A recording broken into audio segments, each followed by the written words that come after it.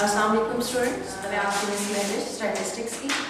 जैसे कि आपको पता है करंट सिचुएशन जो चल रही है हमारे मुल्क की, उसके ऐसा हुआ है कि आपकी ऑनलाइन क्लासेस का सिलसिला जो है वो दोबारा से स्टार्ट हो रहा है। तो हमने ऑलमोस्ट अपनी बुक के मोस्टली चैप्टर्स जो है वो कवर कर लिए। लास्ट चैप्टर जो हमने कंप्लीट किया था वो था रिग्रेशन एंड कोरिलेशन।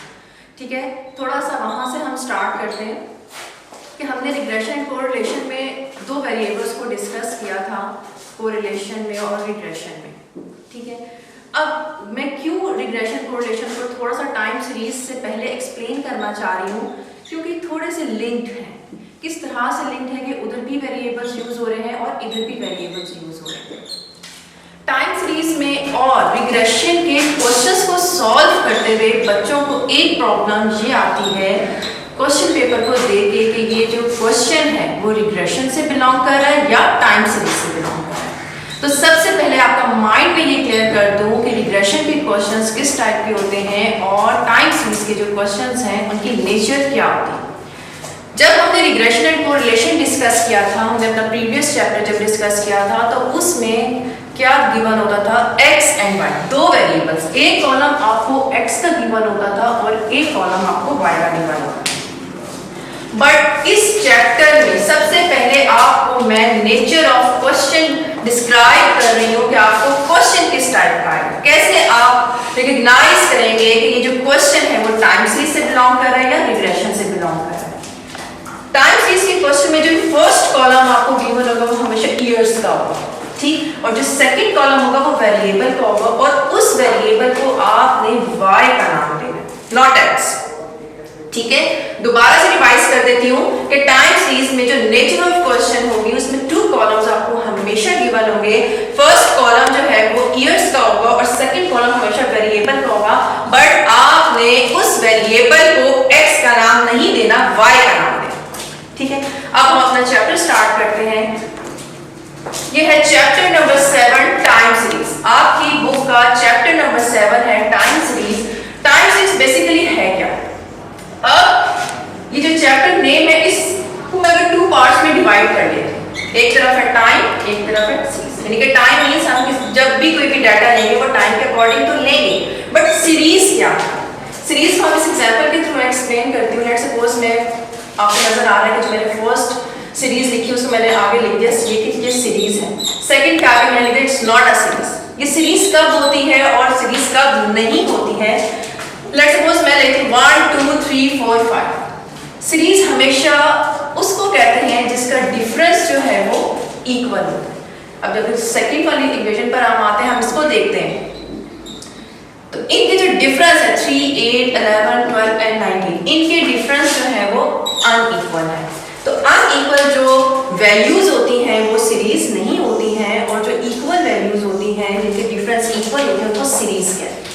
तो टाइम सीरीज में भी बेसिकली टाइम सीरीज है क्या, इसकी अगर डेफिनेशन बाय डेफिनेशन इसको हम डिस्कस करते हैं तो क्या है? Time series is a set of observations recorded according to some period of time. यानी कि टाइम सीरीज में हम कोई भी डाटा लेते हैं, किसी भी किस्म का डाटा लेते हैं, तो उसमें जो टाइम होता है वो रेगुलर इंटरवल के साथ होता है। लेट्स सपोज अगर मैं किसी भी कंट्री की पॉपुलेशन को मेजर करना चाह रही हूँ तो मैं क्या करूंगी कि मैं ईयर्स डिसाइड करूंगी। 2000 से अगर मैं शुरू करती हूँ तो मैं 2000 की पॉपुलेशन को काउंट करूंगी, 2001 की पॉपुलेशन को काउंट करूंगी, मैं 2002 मींस कि मैं गैप्स नहीं लेकर आऊंगी। मैं एक सीक्वेंस, एक सीरीज को फॉलो करूंगी। ऐसा नहीं करूंगी कि पहले मैं 2000 की पॉपुलेशन को काउंट कर लूं और 2000 के बाद जंप करके मैं 2003 पर आ जाऊं और फिर मैं जंप करके 2007 की पॉपुलेशन काउंट करूं।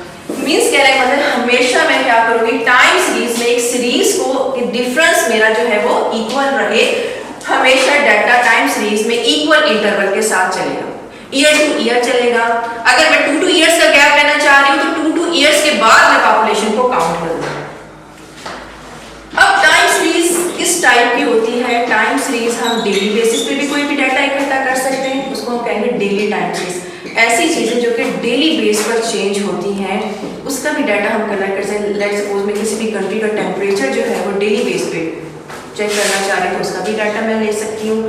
वीकली टाइम सीरीज भी होती है। वीकली टाइम सीरीज में क्योंकि वीक बाद चेंज होती है, या वीक बाद चेंज ना हो लेकिन मैं उनका डाटा जो है वो वीकली कलेक्ट करना चाह रही हूँ, तो वीकली भी मैं टाइम सीरीज कलेक्ट कर सकती हूँ और ईयरली भी टाइम सीरीज जो है वो मैं कलेक्ट कर सकती हूँ। यानी कि कोई भी डाटा मैं साल के बाद भी उसकी वैल्यूज को काउंट कर सकती हूँ और अपना डाटा जो है वो मैं जनरेट कर सकती हूँ। अब ईयरली में हम कॉलेज स्टूडेंट, जो enrolment of the college student होती है, हर साल बाद उनकी एनरोलमेंट हो रही होती है, तो ये डाटा जो है वो ईयरली टाइम सीरीज में आएगा। दोबारा से इसको मैं रिवाइज कर देती हूँ कि टाइम सीरीज बेसिकली क्या है। टाइम सीरीज में हम बेसिकली डाटा को कलेक्ट कर रहे होते हैं with regular interval of time. कोई भी डाटा इकट्ठा करते हैं लेकिन उसमें जो टाइम होता है वो रेगुलर इंटरवल के साथ जो है वो हम शो करते हैं। अब टाइम सीरीज डेली भी होती है, वीकली भी होती है, क्वार्टरली भी होती है और ईयरली भी और एनुअली भी होती है, ठीक है। अगर हम टाइम सीरीज के ग्राफ की बात करते हैं, लेट्स सपोज मैंने आपको बताया कि नेचर ऑफ क्वेश्चन जो है वो टाइम सीरीज की क्या है कि फर्स्ट कॉलम में ईयर है और सेकंड कॉलम में वेरिएबल वाई आता है। ग्राफ ऑफ टाइम सीरीज क्या है? Graph of the time series is known as histogram. हमेशा ये बात याद रखनी है, वाइवा के पॉइंट ऑफ व्यू से बहुत इंपॉर्टेंट चीज है। वाइवा में आपसे अक्सर एक क्वेश्चन आ जाता है कि graph of a time series को हम क्या कहते हैं, तो आपने ये याद रखना है कि graph of a time series जो है वो क्या होता है, हिस्टोग्राम। इसको अगर हम ड्रॉ करके एक्सप्लेन करना चाहें तो वो भी हम कर सकते हैं कि graph of a time series को हम ड्रॉ कैसे करते हैं। मैं आपको ये बताया कि इसके फर्स्ट कॉलम में ईयर्स होते हैं, सेकंड कॉलम में इसकी वैल्यूज या वेरिएबल्स होते हैं। तो अब जब हम इसका ग्राफ ड्रॉ करते हैं तो ग्राफ कैसे ड्रॉ करते हैं कि ईयर्स को हमेशा हम लेते हैं एक्स एक्सिस पर और जो वेरिएबल्स होते हैं इसको हम हमेशा लेते हैं वाई एक्सिस में। और जब हम इसको ड्रॉ करते हैं तो ये एक लाइन की फॉर्म में होता है। सबसे पहले हम डॉट्स लगाते हैं और फिर डॉट्स को ज्वाइन कर देते हैं। तो बेसिकली टाइम सीरीज क्या है, टाइम सीरीज का जो ग्राफ है वो लाइन की फॉर्म में होता है, ठीक है। उसके बाद दो चीजें साथ साथ आती हैं। कभी आपके क्वेश्चन पेपर में ये क्वेश्चन आ जाता है, कभी वाइवा में भी ये पूछ लिया जाता है कि what is the difference between histogram and histogram. ये दो चीजें साथ साथ आ जाती हैं, पेपर में भी आ जाती हैं, वाइवा में भी आ जाती हैं। तो इन दोनों का डिफरेंस आपको क्लियरली पता होना चाहिए कि what is histogram and what is histogram. Histogram को मैंने बहुत डिटेल में कह दिया कि टाइम सीरीज वाला जो डाटा होता है उसका जो ग्राफ बनता है वो हमारे पास होता है हिस्टोग्राम। हिस्टोग्राम क्या है? Graph of the frequency distribution is known as histogram. जब हम अपने फ्रीक्वेंसी डाटा जो हमारा गिवन होता है, फ्रीक्वेंसी डाटा का जब हम ग्राफ ड्रॉ करते हैं वो होता है हिस्टोग्राम। अब हिस्टोग्राम में हम क्या, बेसिकली जब भी हमें कोई भी ग्राफ ड्रॉ करना होता है तो हमें एक्स एक्सिस भी जनरेट करना होता है और वाई एक्सिस भी जनरेट करना होता है। हिस्टोग्राम में हम क्या करते हैं कि हम अपना जो डाटा होता है, आपने थर्ड चैप्टर में क्लास बाउंड्रीज पढ़ी, क्लासेस पढ़ी, फ्रीक्वेंसीज पढ़ी। एक्स एक्सिस पर हम लेते हैं क्लास बाउंड्रीज और वाई एक्सिस पर लेते हैं हम फ्रीक्वेंसीज। ये साथ साथ ड्रॉ करने का मकसद ये है कि आपको बहुत क्लियरली पता चल जाए कि what is the difference between histogram and histogram. Histogram bars की फॉर्म में होता है, बार्स की फॉर्म में होता है। और एक बात इसको ड्रॉ करने के लिए अपने माइंड में ये रखनी होती है कि जो बार्स होती है उनकी विड्थ सेम होनी चाहिए। ये कोई बार जो है वो बहुत ज्यादा थिक हो, कोई बहुत ज्यादा थिन हो। ये आपने, क्योंकि बार्स या डायग्राम्स और ग्राफ्स बनाते वक्त इसको अट्रैक्टिव बनाया जाता है, ठीक है। तो इसके लिए बहुत ज़्यादा जो है वो आपको एफर्ट तो नहीं करनी है, सिंपल सी चीज़ है। लेकिन एक चीज़ आपने माइंड में रखनी है कि जब भी आप हिस्टोग्राम ड्रॉ करें तो इसकी जो बार्स की विड्थ और बकाया चीज़ें वो बहुत क्लियरली मेंशन हो जाए, ठीक है। दोबारा से रिवाइज कर देती हूँ, what is histogram and what is histogram. Graph of a time series is known as histogram and graph of a frequency distribution is known as histogram. Most important चीज जो कि थ्योरी के पॉइंट ऑफ व्यू से important है, कभी कभी paper में ये फुल टॉपिक आ जाता है जिसमें आपको सिर्फ थोड़ा सा इंट्रो देना होता है और इसके कंपोनेंट्स के नेम लिखने होते हैं। एक बात तो ये होगी। सेकंड टाइप क्या होती है कि इसमें ये होता है कि कोई ना कोई एक वेरिएशन एक्सप्लेन करने के लिए आ जाती है। तो आप इस क्वेश्चन को प्रिपेयर कैसे करना है, एज अ लॉन्ग क्वेश्चन आप इसको प्रिपेयर कर लें। अगर ये शॉर्ट क्वेश्चन में आ जाए तो आप जस्ट नेम शो कर दें, और अगर कोई मिड से ही कोई डेफिनेशन आ जाती है तो एटलीस्ट आप उसको इतना प्रिपेयर करें कि वो 3 मार्क्स का आपका जो है वो कवर कर ले। हमारा नेक्स्ट टॉपिक है component of a time series. Components of a time series क्या होते हैं, इसको हम डिटेल में डिस्कस करेंगे। Time series usually change with the passage of time. आपको पता है कि चीजें जो है वो वक्त के साथ साथ चेंज होती रहती हैं। हमारी पसंद नापसंद भी वक्त के साथ साथ चेंज होती रहती है। There are many reasons which bring change in the time series। अगर हमारी कोई चीज चेंज हो रही है, हमारे वक्त के साथ हमारी अपनी फैशन में, हमारे टेस्ट में जो चेंज आ रहा है, तो उसके पीछे कोई ना कोई रीजन जरूर होती है। These changes are called components, और इन्हीं चेंजेस को जो है वो टाइम सीरीज में क्या कहते हैं, components। We have 4 components in a time series. First is secular trend, second is seasonal trend, third is cyclical trend, and fourth is irregular trend। One by one हम हर variation को discuss करेंगे। Mind में आपने ये चीज लाजमी रखनी है कि हर कंपोनेंट को आपने 3 मार्क्स के अकॉर्डिंग जो है वो प्रिपेयर करना है, ठीक है। मोस्टली चीजें मैंने इसमें भी एक्सप्लेन कर दी हैं, लेकिन ये जो है कंफर्म नहीं है कि बस आपने इतना ही डाटा जो है वो अपने कोर्स में लिखना है या याद करना है। आप सेकुलर ट्रेंड को अपनी बुक से भी देखिएगा, उसमें भी डिटेल में काफी लिखा हुआ है। नेट से भी आप जो है वो इसकी डेफिनेशन एग्जांपल्स कोट कर सकते हैं। तो जितना अच्छा आप इसको प्रिपेयर करेंगे उतनी पॉसिबिलिटी कि आपके 3 आउट ऑफ 3 मार्क्स आ जाए। तो फर्स्ट कंपोनेंट है this is secular trend. Secular trend basically है क्या, इसको हम लॉन्ग टर्म मूवमेंट भी कहते हैं। लॉन्ग टर्म मूवमेंट भी हम इसको कह सकते हैं। अब ये किस तरह की मूवमेंट होती है, मूवमेंट क्या चीज है, सेकुलर क्या चीज है। जब भी हम अपना डाटा जब हम ड्रॉ कर रहे होते हैं तो उसमें क्या होता है कि ये एक जनरल डायरेक्शन को शो कर रहा होता है। या तो डाटा इंक्रीज हो रहा होता है या फिर डिक्रीज हो रहा होता है। लॉन्ग टर्म मूवमेंट है। पहली बात ये कि सेकुलर ट्रेंड क्या है, it's a long term movement. Secondly क्या है कि जब भी इसका ग्राफ बनता है तो एक जनरल डायरेक्शन को शो कर रहा होता है, ठीक है। ऐसा नहीं है कि एकदम से बढ़ेगा, इंक्रीज होगा ग्राफ और एकदम से डिक्रीज, फिर इंक्रीज डिक्रीज, ऐसी चीजें नहीं होती सेकुलर ट्रेंड में। सेकुलर ट्रेंड हमेशा एक जनरल डायरेक्शन को शो कर रहा होता है। या तो ये इंक्रीज को शो करेगा या फिर ये डिक्रीज को शो करेगा। इस फॉर्म में सेकुलर ट्रेंड कभी नहीं, ठीक है। This regular movement of the series in some direction, ये अपवर्ड भी हो सकती है और ये डाउनवर्ड भी हो सकती है। तो this is called the secular. ये सिस्टमैटिक होगा इन नेचर। सिस्टमैटिक मीन ये एक डायरेक्शन को फॉलो करेगा। सिस्टमैटिक का मतलब होता है तरतीब से चलना। अगर ये इंक्रीज होगा तो इंक्रीज को शो करेगा, अगर ये डिक्रीज है तो डिक्रीज। सिस्टमैटिक इन नेचर होगा। अब सेकुलर ट्रेंड में 2 तरह के ग्राफ्स बनते हैं, लीनियर ट्रेंड और नॉन लीनियर ट्रेंड। अब लीनियर ट्रेंड क्या है और नॉन लीनियर ट्रेंड क्या है। अगर हमारा ग्राफ जो है स्ट्रेट फॉर्म में बने, अब ये ग्राफ कैसे बन रहा है, ये ग्राफ इस तरह से बनेगा कि हम x एक्सिस पर हम ईयर्स लेंगे और y एक्सिस पर हम डाटा लेंगे, अपनी ओरिजिनल वैल्यूज को ड्रॉ करेंगे। अगर ये इंक्रीज जनरल डायरेक्शन को शो कर रहा है, इंक्रीज को शो कर रहा है या डिक्रीज को शो कर रहा है in the form of straight line, तो वो होगा लीनियर ट्रेंड। लेकिन अगर ऐसा डाटा आ जाए कि x एक्सिस पर मैं ईयर्स लूं और y एक्सिस पर मैं डाटा लूं और डाटा तो इस फॉर्म में आ जाए, कर्व फॉर्म में, कोई किसी भी टाइप का आपको डाटा दिया जा सकता है। और लीनियर और नॉन लीनियर हमें उस वक्त तक नहीं पता चल सकता जब तक हम उस डाटा को ग्राफ की फॉर्म में ड्रॉ ना करें। हमें ये बताने के लिए कि ये जो डाटा है वो लीनियर है या नॉन लीनियर है, इसके लिए हमें ग्राफ का बनाना बहुत जरूरी है, ठीक है। जब हम ग्राफ बनाएंगे तो ही हमें पता चलेगा कि ये लीनियर ट्रेंड है या नॉन लीनियर। तो इसमें से ये वाला और ये वाला जो कि स्ट्रेट फॉर्म में ये लीनियर ट्रेंड को शो करे और जो कर्व फॉर्म में है ये नॉन लीनियर ट्रेंड, ठीक है। फर्स्ट जो हमारा कंपोनेंट था वो क्या था, सेकुलर ट्रेंड। अगर हम सेकंड कंपोनेंट की बात करते हैं तो सेकंड कंपोनेंट है सीजनल ट्रेंड। सीजनल ट्रेंड या सीजनल वेरिएशंस क्या होती हैं? The element of increase or decrease in time series which is purely due to change in season is called seasonal variation.